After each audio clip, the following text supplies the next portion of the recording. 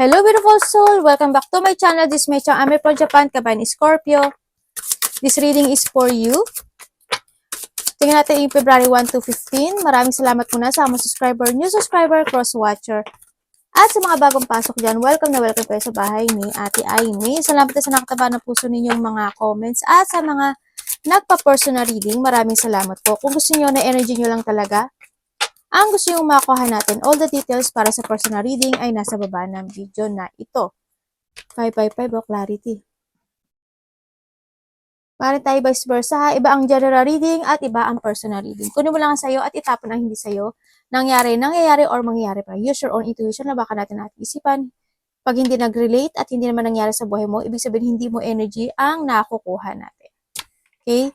Maaari nakakita ka ng mga ganitong number, 555, 2020 or 0909. Maaring related din ito sa iyo, itong mga number na ito. Yan, there's a clarity happening sa'yo, confusion, and there's a new beginning happen in your life. And kung magkakaroon na ng iyong a great transformation sa iba sa iyo, may mga major change happen either to your opportunity o sa ibang aspeto ng buhay mo man yan. May mga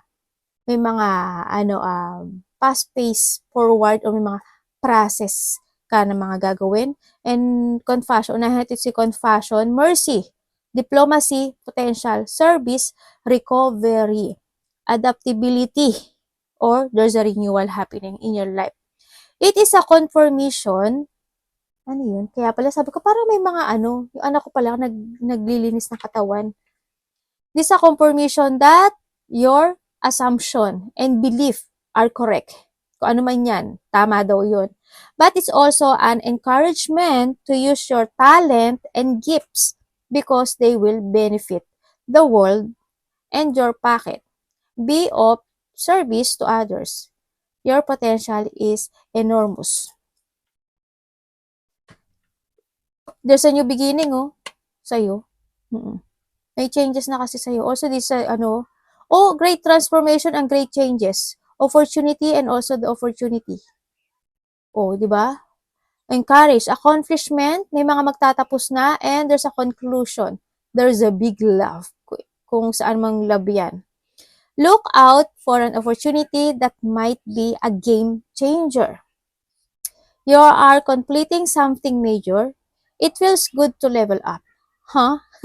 Pinasa ko lang Close the old chapter. May dapat kang i-close, no? Kaya dito rin si beginning. Ibig sabihin, there's an end of the cycle na dapat i-close or there's an mag-ending siya. Or either magkakaroon siya ng renewal sa buhay mo. Either to your opportunity, trabaho mo, relationship mo, kung anong aspeto ng buhay mo. Yun, no? Sinakita ko dito. And a new adventure will unreveal.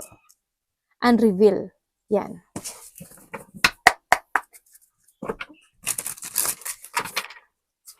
Ano po ang energy ni Scorpio?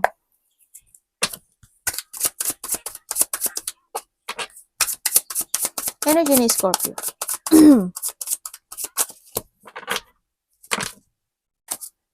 Energy ni Scorpio. I-show me.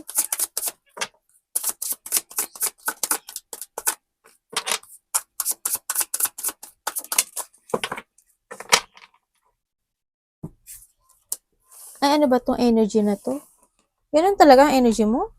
Ano ba yun? Bakit? About saan po? Bakit? Diyan ko lang tanong. About the family? Relationship? Trabaho?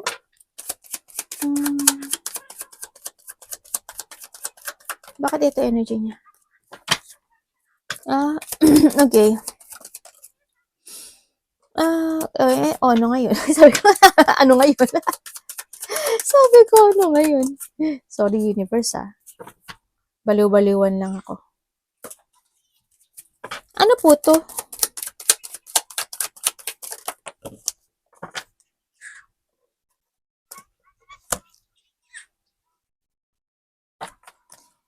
Parang may pinagdadaanan ka. Ang energy mo daw, this 1 to 15, is meron ka daw mga alalahanin. Lalo na sa pera, yan, family, may mga sitwasyon na nalulungkot ka, may mga sitwasyon na you want to release yourself doon sa sitwasyon na yun, kaso, hindi mo, kasi medyo magulo isip mo eh. Oo, yung energy mo medyo may aalalahanin ka daw, may mga alalahanin ka. Minsan nandiyan yung sitwasyon na parang magiging masaya ka pero deep inside hindi ka masaya. Sa nakikita ko dito, sa iba sa inyo siguro alalahanin niyo yung trabaho niyo, yung work niyo, yung mahalaga sa buhay niyo, ganyan. Yung mga sitwasyon na nagkakaroon ka ng disappointment, ganyan, ang energy mong nakikita ko dito. May mga lungkot o disappointment sa iba, sa isang sitwasyon mo na maaring ito is related to your relationship, family, anything. Ako nakikita dito, no? And then also, ang energy mo is merong mga past situation sa iba sa inyo, kahanin mo lang yung sa'yo, na maaring hindi pa totally nare-resolbahan, na maaring hanggang ngayon is bit-bit mo pa yon, no? Iba sa inyo, maaring meron kayong insomnia o nagigising-gising kayo every night. And then, nagkakaroon ng iba sa inyo, masakit ulo nyo or you have a migraine, no?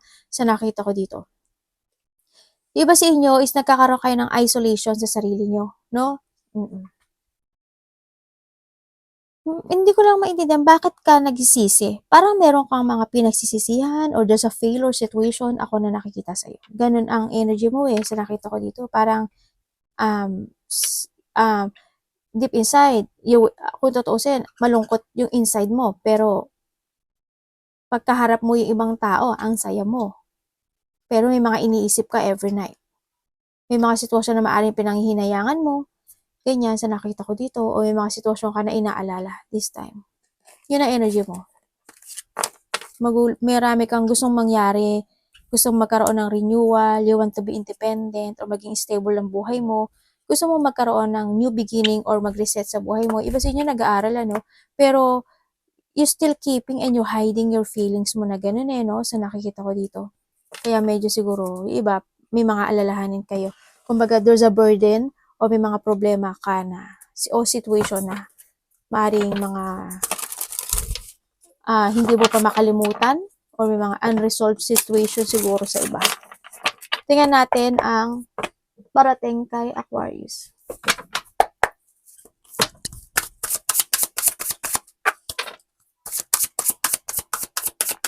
Ano parating kay Aquarius?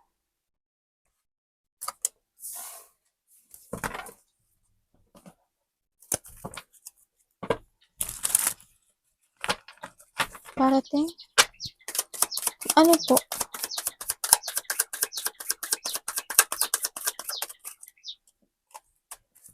Ay? Ganun? Sandali anak.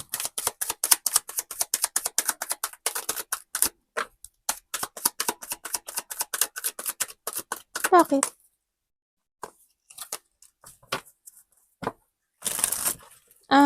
Tungkol saan?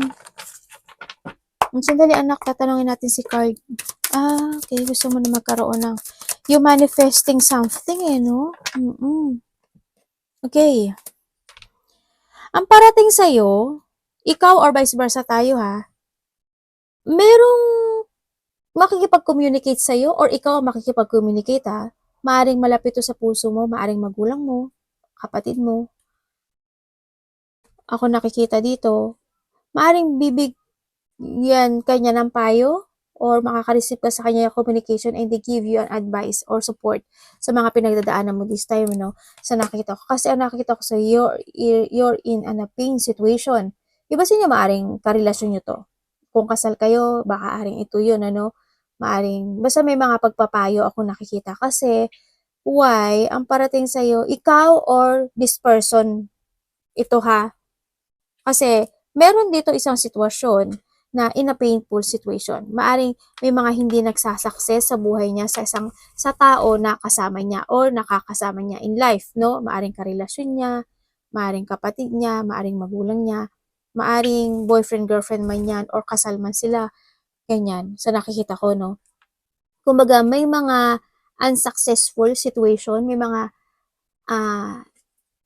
conflicts na bagay na bagay o sitwasyon na ako nakikita na maaring ito is ikaw ang makikihingi ng advice sa kanya o a-advisean kanya or vice versa tayo. Ganun na nakikita ko. May communication or union from someone. Ako nakikita siguro within the 2 to 3 days or 5 days man yan, weeks man yan, or hours man yan. Ago, nangyari na or mangyayari pa lang siya, no? Sa nakita ko. There's a communication kang matatanggap. Ganon. Or sa iba is a news or advice sa iba. Ganyan. Kasi may mga gusto kang ma-fulfill na isang situation sa buhay mo na maaring hingi ka ng payo o magbibigay ito ng payo sa'yo or ikaw ang bibigyan ng payo. Eh sa iba naman sa inyo is, ang nakikita ko dito is, meron kang isang situation na you want to decide or gusto mo magdesisyon doon sa sitwasyon na yun kasi gusto mong umalis o lumayo oo, ganun eh. Kaso, hindi siya matuloy-tuloy or hindi mo siya ma-push and kumbaga yung unfinished situation na yun, nag-i-stay ka doon sa sitwasyon na yun. Hindi ko alam kung relasyon mo siya, boyfriend, girlfriend, asawa mo siya, ganun. Pero may gusto ka daw desisyonan sa buhay mo na hindi mo siya fulfill or ma-accomplish. Yun ang sinasabi dito. And then also, sa iba naman sa inyo is, maaaring may makakausap kayo na isang tao na malayo na ang iyong mga puso or hindi na totally love ang tumatakbo sa'yo dito eh. Communication na lang and ano na lang, parang siguro pagkakaisa lang, ganyan.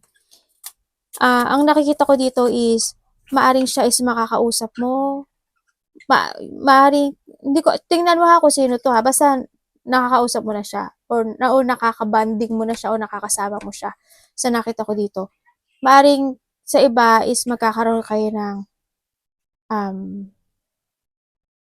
usapan na masasaktan ka, or siya ang masasaktan, maaring conflict, malaki man o maliit yan, there's a sorrow. May mga disappointment din ako nakikita sa iba sa inyo, kuhanin mo lang ang sa'yo.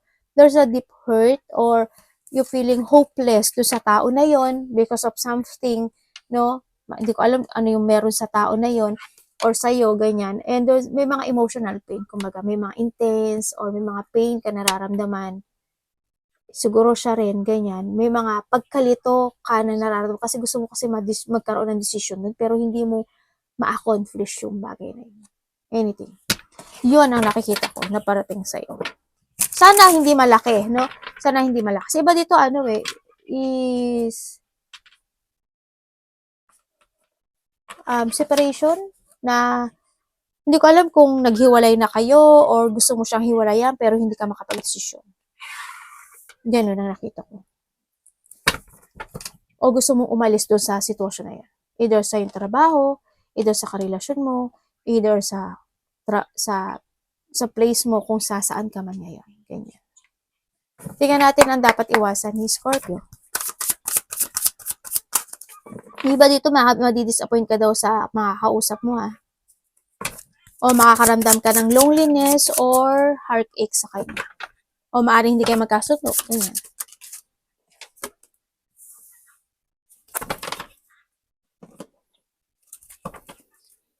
Maaaring sa kapatid mo, sa kaibigan mo, sa karelasyon mo, sa magulang mo. Ganyan. Bakit po universe star ang dapat niya iwasan? Anong ibig sabihin? Bakit po? Ano pong ano? Thank you po. Okay. Okay. Ang dapat mo daw iwasan is yung isang sitwasyon mo na aray ko, ang sakit ng kamay ko na ano ko siya, natungkod ko siya. Aray. Ang arte. At ito pa naman yung hiniliit. Parang na ganun ko kasi. Na ganun.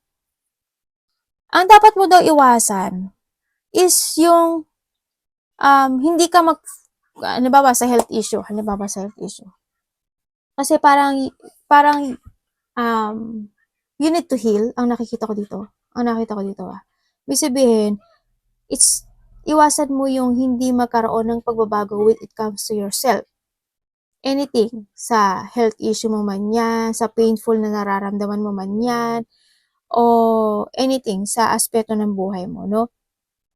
Iwasan mo daw, hindi magkaroon ng resetting sa buhay mo and you need to keep fighting.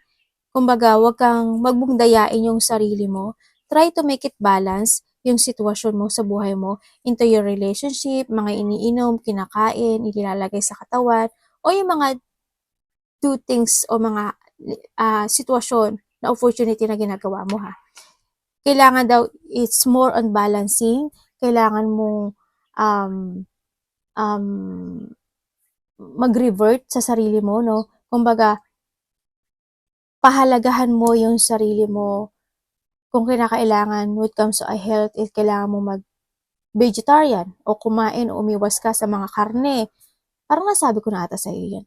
Or sa mga painful, halimbawa, sa emotional pain mo, kung may nararamdaman kang emotional pain, ganyan, it's time to heal, no? Sinasabi dito, tandaan mo, nasa sayo tong si Wheel of Fortune. Ikaw ang magbabago ng takbo ng buhay mo, no? Sa nakikita ko dito.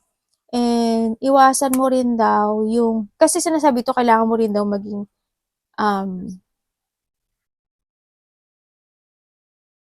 kung kailangan mo magsalita ka. Kung kailangan mo umaksyon ka. And then kung kailangan mong, kasi this is your decision eh. Ang nakikita ko dito, iwasan mo yung hindi maging, kung baga sa health, maglakad-lakad ka, ganyan. I-change mo lahat sa buhay mo. Dito, iwasan mo yung yung maghintay lang basta sa isang cycle ng buhay mo na bigla siyang mag-change nang wala kang ginagawa.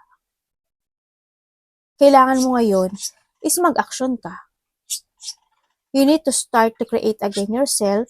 Ang sinasabi dito, kailangan mo kumilos, kailangan mo ng movement, kailangan mong meron kang destination, no? Kailangan meron kang positive destination or clear path na mga bagay-bagay sa sitwasyon mo dito. Kailangan mong ilaya yung sarili mo in a situation na hindi ka nagiging good doon. Kailangan sa'yo isa clarity sa lahat ng aspeto ng buhay mo. Yun, sabi.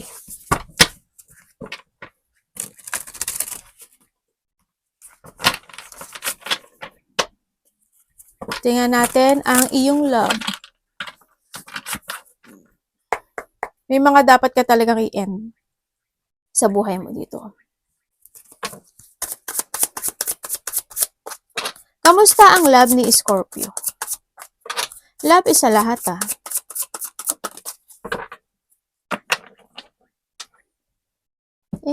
love. Parang wala naman kayong love. Siguro may mga nagtapos, no? Tingnan natin sa love. Sa iba dito may mga nagtapos na love. Sa iba dito, tingnan pa rin natin. May taong someone want to chase, no? Sa nakikita ko dito. Ikaw ang mag-chase or someone.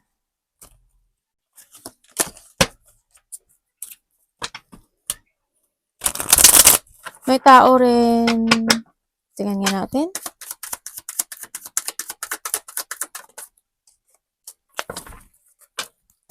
And then, ganun. Okay, thank you. Okay, when it comes to a love, wala eh. When it comes to a love, andito ka sa hinahanap mo. Yung totoong makapagbibigay sa'yo ng happiness and fulfillment or love sa buhay mo, no? Hinahanap mo yung kakulangan. May hinahanap kang kakulangan. Siguro nga iba sa inyo, wala kayong love, ganyan. Or maybe if you have a love naman, hindi ka masaya kung nasaan ka man ngayon, no? Sa nakikita ko dito. Kasi ang nakikita ko dito, parang hinahanap mo yung kakulangan na meron, na wala, na nasa sa iyo. Ganun. You're starting to take care yourself sa nakikita ko dito. Andito ka na sa sitwasyon mo na mas nagfo-focus ka ngayon sa sarili mo. Mas nagki-care ka ngayon sa sarili mo. There's a clarity ako na nakikita sa'yo na mas mamahalin mo at papahalagahan mo ngayon yung sarili mo. Oo, syempre dumadating yung time na you need, no? Na needs mo ng love sa nakikita ko dito. Pero ang nakikita ko dito is more on focusing ka sa sarili mo this time. Maaaring may mga nagtapos na love na sa inyo, siguro matagal na rin 'to 'no, sa iba sa inyo siguro, within 8 years, siguro iba 8, 4, 9, or 13 man 'yan, as in matagal na 'no, yung ibang walang love 'no, sa iba. O kaya naman if you're in a relationship, hindi ko nakikita na na masaya ka dun sa love na yun, sa parang may kulang. Parang you feel incomplete sa love na meron ka ngayon. If ever na meron ka. Yun. Diba dito parang may lumayo, ano? Parang may lumayong tao. Ako nakikita, may paing lumayo. Or umiiwas siya. Yun. Kasi parang may hinahanap siya.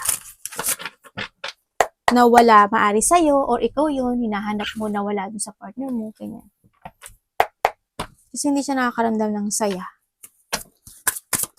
Kamusta ang money ni Scorpio?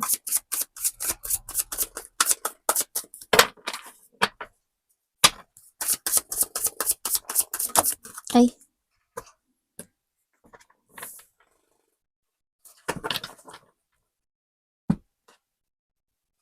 Explain niyo po sa akin po, universe. Bakit po ito ang kanyang money? What do you mean? What do you mean? Sabay ganun eh. Bakit po?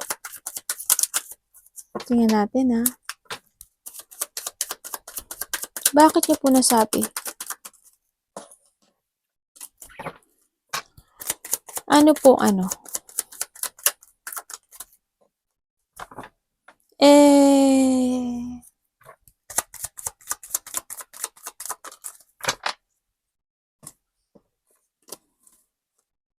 Okay po. Okay. Okay. When it comes to a money, ang nakikita ko sa'yo, minsan, nami-misalignment ka sa pera mo, no? Siguro minsan hindi mo natatry to make it balance yung pera mo this time. Siguro minsan, magkaroon ka lang ng konting recovery sa pera mo, or magkaroon ka ng o magkaroon ka ng sapat na pera, hindi mo siya na papaikot maigi, no, sa nakikita ko dito. Kumbaga, ginagawa mo yung gusto mo kaagad, or hindi yung sitwasyon na kasi ang nakita ko sa'yo, maaring may mga gusto kang bilhin o may mga pinagkakagastusan ka. Kumbaga nawawala yung organizing nito, no, sa nakikita ko dito. Misalignment to, actually. Oo, nami-misalign siya. Konting recovery and then go, recovery and then go. Sinasabi sa'yo, when it comes to a money, kailangan is you need to be very, very creative, no, when it comes to a money. And sinasabi rin dito na you need to take care of your money, no, and you need to value it. Kahit na magkaroon, kumbaga mas more kang mag-focus how to growth or magtuloy-tuloy yung increase ng money mo, no, sa nakita ko. Hindi porket nagkaroon lang ng konting recovery, it's go na, ganyan, sa nakita ko dito. May mga sitwasyon na kailangan mo magkaroon ng transformation when it comes to money, or magkaroon ka ng pagsasaayos sa pag-handle ng yung money, no, sa nakita ko. May mga dapat na i-end kang cycle sa buhay mo, at may mga dapat kang i-let go, no, and you need to start a new beginning when it comes sa mga gusto mong magbago to related to your increasing ng money mo sa nakikita ko dito.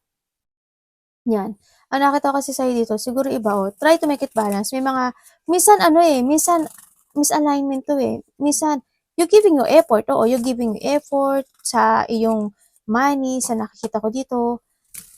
Yun nga, sabi ko nga sa'yo, di ba, parang ano siya, ganyan. Nagaganon siya, yung money mo. Medyo, pero nasa sa'yo yun, how you handle your money. Yun ang nakita ko lang dito, ha? Nagiging ano siya, nagkakaroon siya ng misalignment, kumbaga. Siguro minsan nga, na lalabas yung situation, no? Siguro kapag meron kang naisip na idea, ay, halimbawa may tindahan ako, ay, ito naman, gagawin ko to. Ganyan. Ay, may pera ako, ay, may pumasok naman na benta, ay, ito, bilhin ko naman to ngayon. Pero, nasa sa inyo pa rin yun. Kasi, ang nakikita ko naman sa inyo, misalignment, recovery, misalignment, recovery, misalignment, recovery. Ganyan. Pero, siguro, minsan, mas good kung, hindi ko alam din kasi kung may mga business kayo, di ba? Kung paano mo i-handle yung ano. Kasi iba-iba tayong handling when it comes to a money. Ako iba kasi ako mag-handle ng money.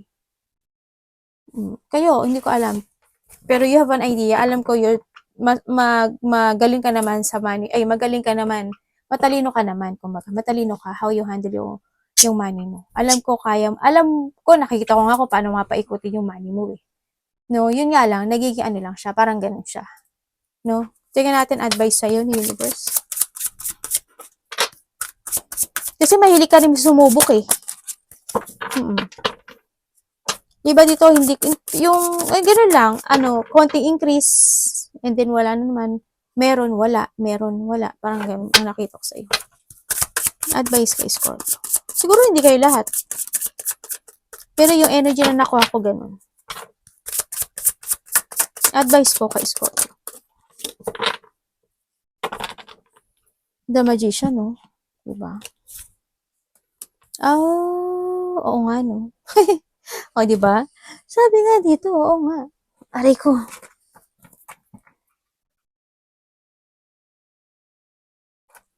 Universe, bakit po pinakita nyo sa akin to? Sa amin ito. Bakit po? Bakit po ito yung advice nyo? Bakit po sinasabi nyo yan? Ganun pa rin. And then, okay. Pareho siya, Queen of Swords, oh. Okay.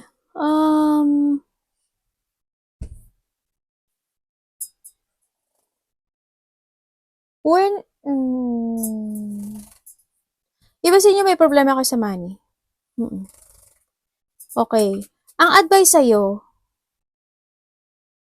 kailangan mo daw makita o malaman o isipin maigi kung ano talaga yung the fact na gusto mong mangyari sa buhay mo o sa pera mo, sa relasyon mo, sa trabaho mo, sa business mo, sa stability mo. You need to see the fact before you take it action. Ang sinasabi dito is try more to invest. Ang sinasabi dito, take care yourself, take care your money if you have, and kailangan mong magkaroon ng, yun nga sabi ko sa'yo, organize or logic organize when it comes sa lahat ng mga didesisyonan mo sa buhay mo, when it comes sa lahat ng gagawin mo sa buhay mo. You need to protect or you need to control yourself. Tandaan mo, you are the authority of your life, no? Sinasabi dito. And then, try to analyze or magkaroon ka ng strategy or progress sa mga aspeto ng buhay mo. Sinasabi dito. Yun. Yun ang sinasabi. It's more on take care yourself. Sabi dito. Alagaan mo rin daw yung sarili mo. At saka it's more on maturity. Mature na naman kayo sa nakita ko. Mature naman kayo mag-isip eh. Mas more nyo pang mag-mature. ang sinasabi dito. Kasi may mga bagay siguro na ang nakikita ko dito na hindi nyo nakikita yung katotohanan. Kaya rin siya nagsalita ng ganito. Ay, nag-advise ng ganito. May mga katotohanan na hindi nyo makita o hindi nyo napapansin na mali na pala yun o hindi naman pala dapat. Yung siguro may mga decision making ka na hindi mo napapansin na may misalignment ka. Ganun. Hindi mo agad napapansin yung clarity na yun. Yun ang nakikita ko Try to make it balance and control, no? Yung situation mo into your health, money, business, sarili, communication with someone, communication sa mga co-workers mo, sa mga nasa paligid mo, sa magulang mo, sa kapatid mo, mga ganyan. Yun ang sabi. And syempre, patient. Kailangan mo munang pag-isipang maigi yung mga aaksyonan, didesisyonan o gagawin mo this time. O yung mga pagpapasyahan mo, no? O yung mga sasabihin mo, ganyan. O think 6 times, think 6 times bago ka, malamang humingi sa'yo ng tulong or humingi sa'yo ng something, di ba? Pag-isipan mo muna maigi, dapat nga ba, nararapat ba, ganun. Pero nasa sa'yo yun, pera mo yan o sarili mo naman yan Basta tandaan mo, you are the authority of your life, okay? Arigatou namaste, God bless.